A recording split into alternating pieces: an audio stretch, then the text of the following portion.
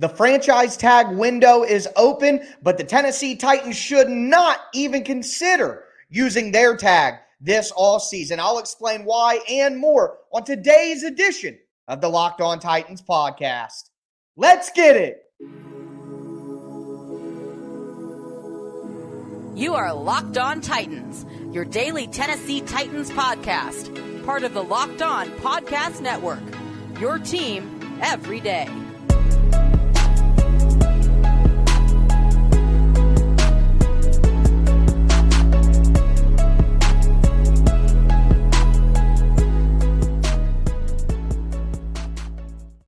Welcome to the Locked On Titans podcast. I am your host, Tyler Rowland. Titans fans, we got a lot to talk about on today's show. First, the franchise tag window is officially open, but the Titans should not, under any circumstance, use their franchise or transition tag this year. We'll also talk about some players around the NFL who could get tagged, but if they don't, the Titans should be first in line to speak with them as free agents. And I got a Roland's rant for you guys on some recent comments that A.J. Brown made about the Tennessee Titans. Before we get into all of that, I do want to let you know that today's episode is brought to you by the FanDuel Sportsbook, the official sportsbook of the NFL. Make every moment more. Visit FanDuel.com/lockedon today to get started. Also, thank you guys for making the Locked On Titans podcast your first listen every day. Remember, Monday through Friday,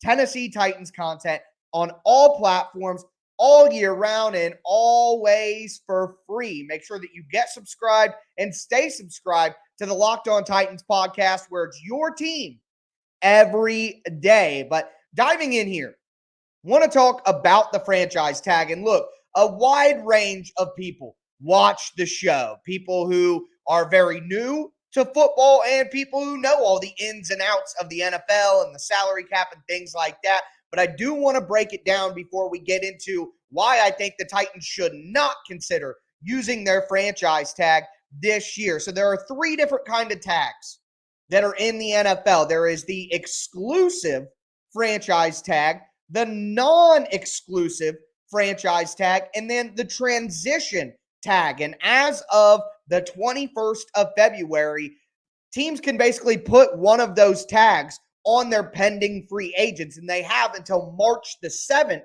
to decide to do that before those players will become free agents going forward. And here's the difference between the tags. The exclusive franchise tag means that you're tagged as a player for whatever your position is set to be paid, and no other teams have the right to negotiate with you. You'll see this placed on high-level quarterbacks, because the non-exclusive franchise tag is a franchise tag where you get a one-year deal worth the average of the top 5 players at your position, their salary for the last 5 years.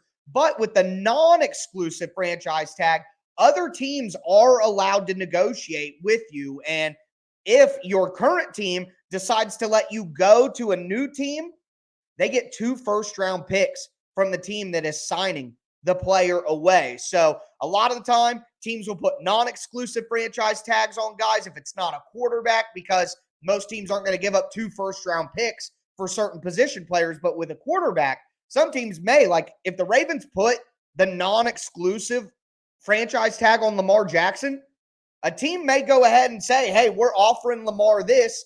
And the Ravens say, okay, we're not going to match that offer. And then that team has to give the Ravens 2 first-round picks.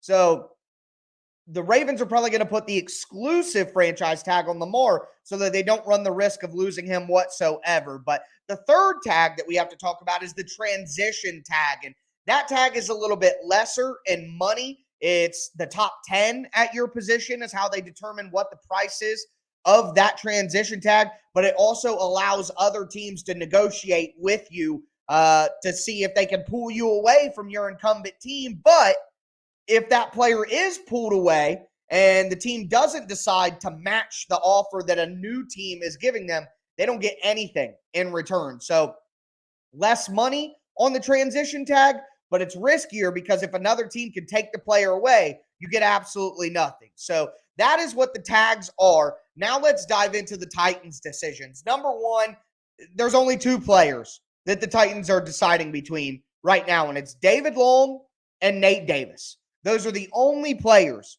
worth it for the Titans to consider a tag.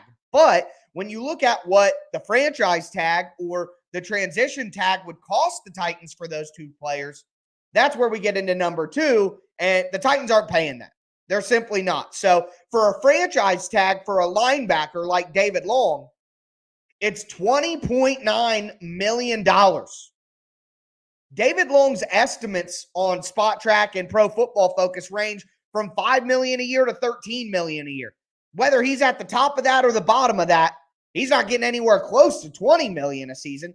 And then the transition tag is $17.4. He's not getting close to that either. So the Titans absolutely cannot saddle themselves to these guys for 1 year for that price. And Nate Davis at the offensive line, it's $18.2 million for the franchise tag and $16.6 million for the transition tag. Nate Davis is going to get about $7 to $8 million a year.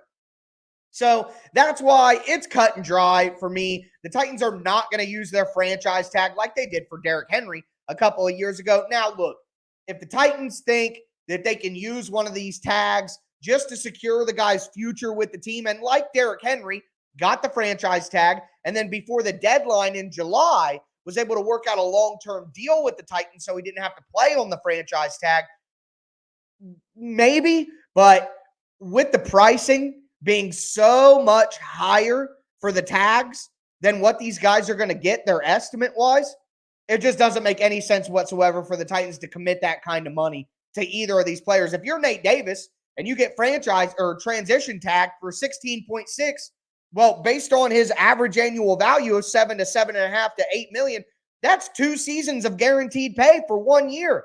I would take my transition tag and happily play a 1-year deal worth twice as much as I'm worth. So the Titans aren't going to be using a tag this year, but that doesn't mean that they shouldn't be paying attention to franchise tags and transition tags around the NFL, because there are 2 players that should be franchise tagged, but if they aren't, the Titans need to get first in line to talk to them after they become free agents. So I'll tell you who those 2 players are. Before we get into it, though, do want to let you know that today's episode is brought to you by FanDuel. FanDuel is the official sportsbook partner of Locked On, and we are happy to let you know that it is a great time to sign up at FanDuel. Look, the football season may be over, but we're midway through the NBA season, actually a little more than midway through the NBA season, and I cannot tell you how much fun I have placing wagers on NBA games. Honestly,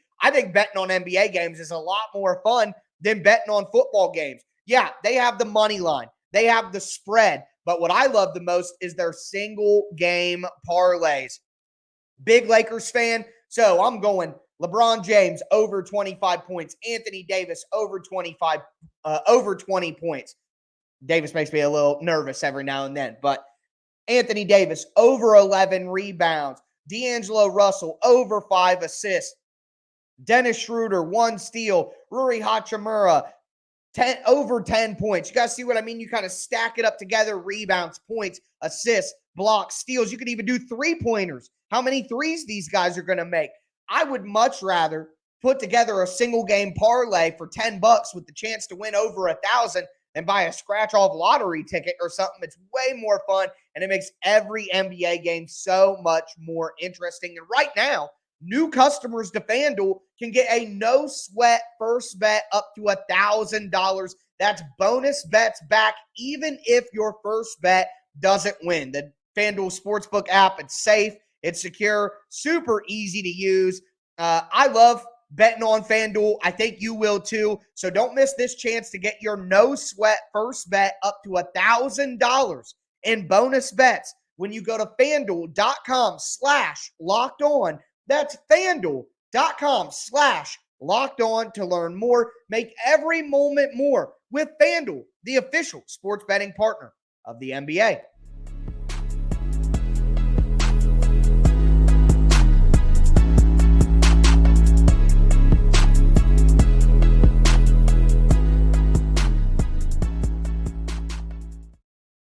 Titans fans, let's continue today's edition of the Locked On Titans podcast. We just talked about the Titans franchise tag situation. There's no way that they're going to use their franchise tag on David Long or Nate Davis. It's just not going to happen. But I want to talk about some players who potentially could get franchise tagged, but we got to talk about the chance that maybe they don't. So before I dive into that, I do want to thank you guys again for making the Locked On Titans podcast your first listen every day. Remember, Monday through Friday, Tennessee Titans content on all platforms, all year round, and always for free. I'm going to finish out today's show with a little bit of a rant on A.J. Brown's recent comments.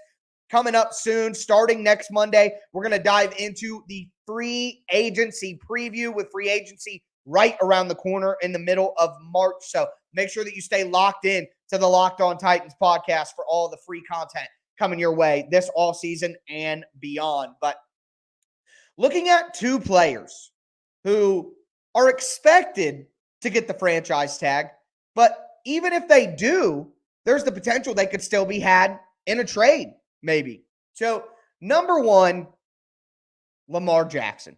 You got to talk about Lamar Jackson here. And look, I get it, guys. There's concerns about Lamar, injuries, sickness. He's missed like 14 games over the last 3 years. But I personally think that some of the games that he missed last year were due to the contract situation with the Ravens. They did not give him a new contract, and he didn't feel secure going out there and playing while injured. I got to say, no fan wants to hear that. You want your guys to be loyal to the soil and play every time, no matter what. But you want to play me, you got to pay me. Okay, so I could understand if Lamar was like, hey, my knees hurt. I could go out there, I could tear an ACL. I could hurt myself even more. And then what are you guys going to do with me after the year? Cast me off? So there is some logic there, and I can see why maybe Lamar didn't want to go out there and risk further injury when I'm not saying he was not injured. I'm saying he was injured, and maybe he could have played through it, or maybe he couldn't have. Sometimes we'll never know. Like we saw Marcus Mariota with the Falcons this year. As soon as he got benched, oh, now I'm going to go have a knee procedure done. If he would remain the starter, probably would have played through it. You see how that works? It's all politics. You guys work in offices where people do stuff like this all the time. You know what I mean? You look it out for number one. That's just the reality here. But the other reality here is Lamar Jackson is 45-16 as a starter. Lamar Jackson has 12,209 passing yards and 101 career passing touchdowns to go along with 4,437 rushing yards and 24 rushing touchdowns. Now, if the Ravens don't franchise tag him, he's going to be a free agent. It would be tough for the Titans to get him on the free agent market, no lie. But if the Ravens do franchise tag him and then look to trade Lamar, well, the tag number for quarterbacks is only $32 million. So you release or trade Ryan Tannehill, save your money there.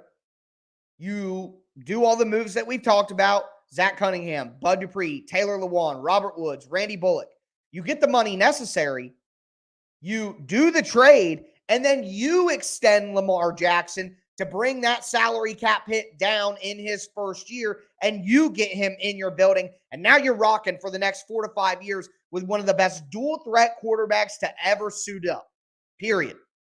I'm not even a big Lamar Jackson supporter. I'm not somebody who thinks that he's in that elite class of Pat Mahomes and Josh Allen and Joe Burrow. I don't even think that. I think he's at the top of tier 2. But my God, it is impossible to deny that he is one of the most dynamic, electric playmakers in the NFL. You get him in an offense with Derrick Henry.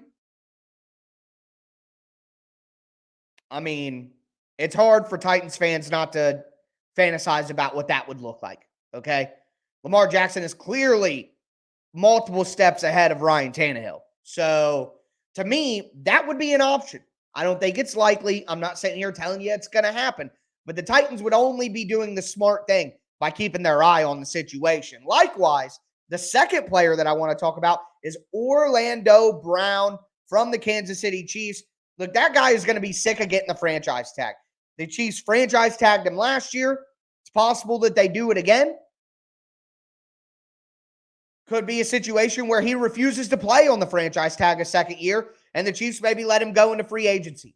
Maybe it's the same thing as Lamar Jackson, where they franchise tag him just to make sure they don't lose the asset for nothing. And then they look to potentially trade him. And an offensive lineman, the franchise tag is 18.2. That's probably less than the average annual value of Orlando Brown. Now, he's going to get a little bit more than that because he's getting franchise tagged 2 years in a row. But my God, his AAV next year is projected to be like $25 million. You're going to get him at a bargain, or at least what he's worth. And then once you get him in the building, you work out the long-term deal by July. You bring the cap hit down in year one, and you structure the contract to benefit the player and the team. I personally would trade pick 11 for Orlando Brown. I would. Everybody wants a left tackle anyways. Why not get a guy who was top 16 or top 20 and run block grade and pass block grade? And one of the big things that we've been complaining about as Titans fans is durability and the injuries. The guy has missed one game in like 5 seasons. Durable, productive. I mean, I'm not saying the Titans are able to pull any of these off, but with the fact that the Titans aren't going to be using their tags, they need to keep an eye on these players' situations with their current teams. But with that in mind, I'm going to finish off today's show with a little bit of a rant on A.J. Brown. It's not going to go probably how you think it's going to go, but he said a lot in a recent interview. I'm going to touch on a little bit of it and just give my general – there's a certain response that I get from people anytime A.J. Brown comes up. And I'm just here to tell you, too bad. Too bad. So we're going to discuss that in just a moment.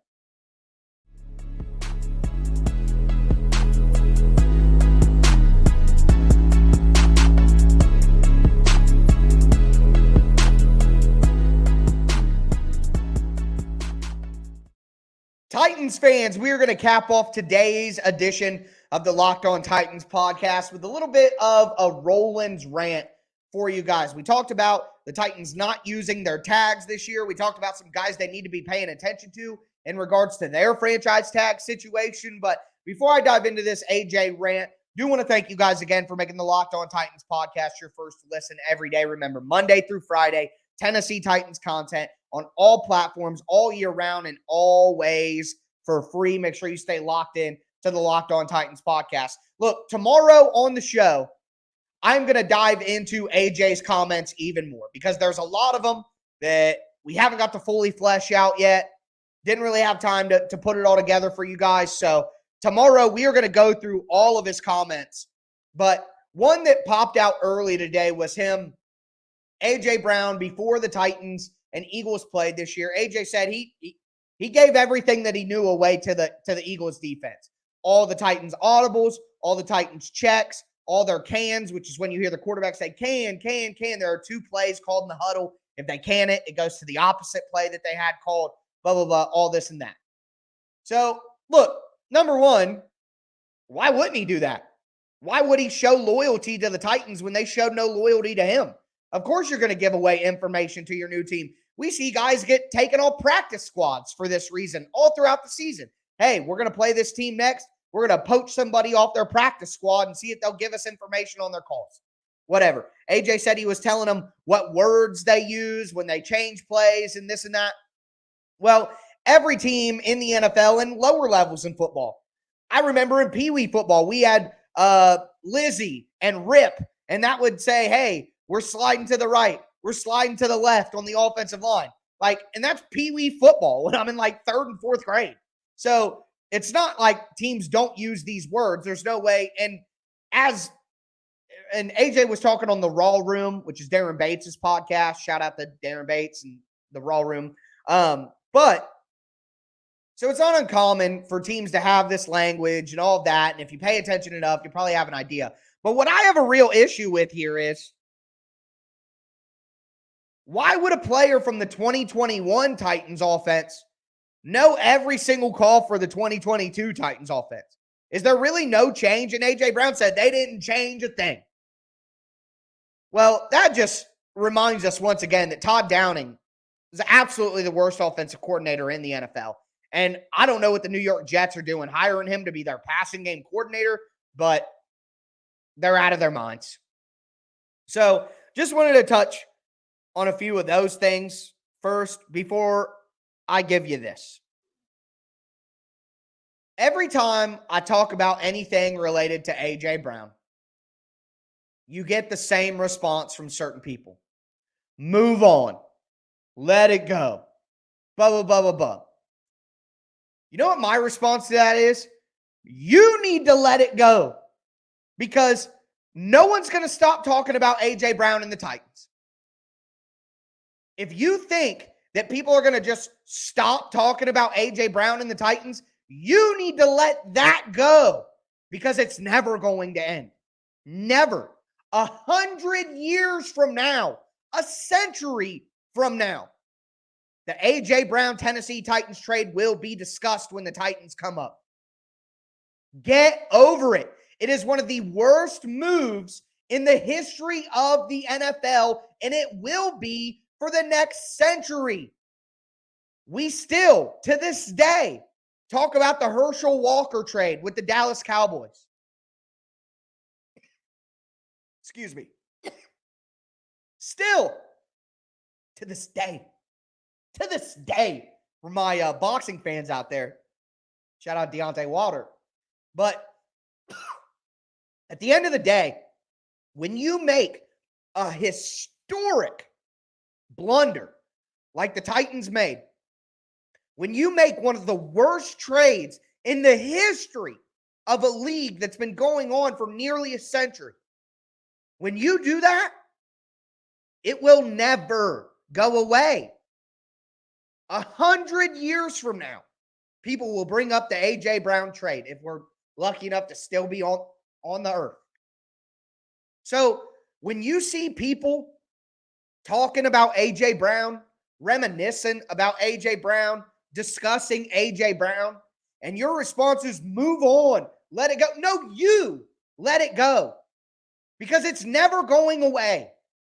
It's never going away unless one of two things happens.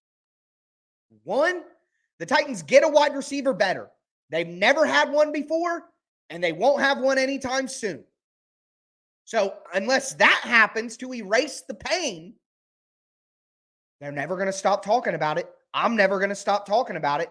You can blame the media. You can blame the fan base. You can blame John Robinson. Or two, the Titans have to win a Super Bowl because trading A.J. Brown gets you further away from winning a Super Bowl. So until the Titans either get a wide receiver better than A.J. Brown, which never happened for the first 20 years of the franchise's existence, and don't give me that Derek Mason stuff. Don't. Derek Mason was nowhere near as good of a wide receiver as A.J. Brown. Derek Mason made his Pro Bowl as a kick returner. Okay, Derek Mason is probably the second best wide receiver in Titans history, but that's how crappy the wide receiver history is for this franchise. A.J. Brown is a way better wide receiver than Derek Mason ever was. Sorry, not sorry. Okay, so until the Titans get a better wide receiver or win a Super Bowl, no one will ever stop talking about this trade. So you move on. You let it go because the rest of us are logical people who are going to talk about the worst move in the history of the franchise for quite some time. It's literally been it hasn't even been a calendar year since it happened. And you think people are just going to be over it? Grow up, man. Grow up. That's all I got to say to that. I'm sick of seeing people say, move on, let it go. No one will ever let it go. No one will ever move on until the Titans win a title or get a better wide receiver than AJ. And it didn't happen for the first 20 years, so it may not happen for another 20. And if you don't understand that, then it's you who is the problem, not people who still want to talk about AJ. And with that in mind, tomorrow, we're going to talk about AJ the whole show. Because, boy, I'm tired of people blaming John Robinson and the Titans or not blaming John Robinson and the Titans for what happened with AJ. AJ told the truth. And he brought up text messages about the truth on the Raw Room. So we're going to dive into that tomorrow because I'm tired of people running from the fact that their favorite team made the mistake. Yes, your favorite team that you like and cheer for screwed up bad, historically screwed up. And it's time to admit it and accept it. But that's a story for tomorrow. That's going to do it for me today, though, folks. As always, I am your host, Tyler Rowland, and this was Locked On Titans.